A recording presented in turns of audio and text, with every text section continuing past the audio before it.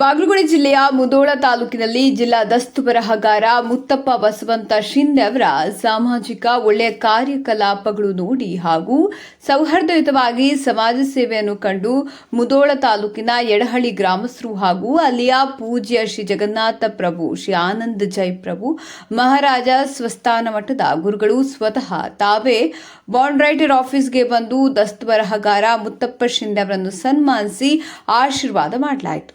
ಈ ಸಂದರ್ಭದಲ್ಲಿ ಎಲ್ಲ ದಸ್ತು ಬರಹಗಾರರು ಉಪಸ್ಥಿತರಿದ್ದರು.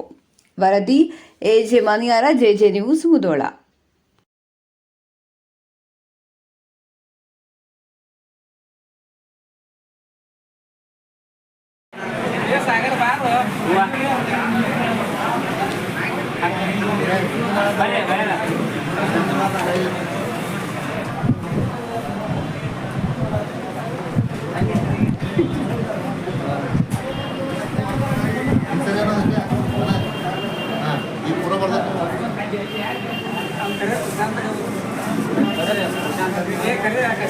ಕರ್ರಿ ನೀವು ಬೆಟರ್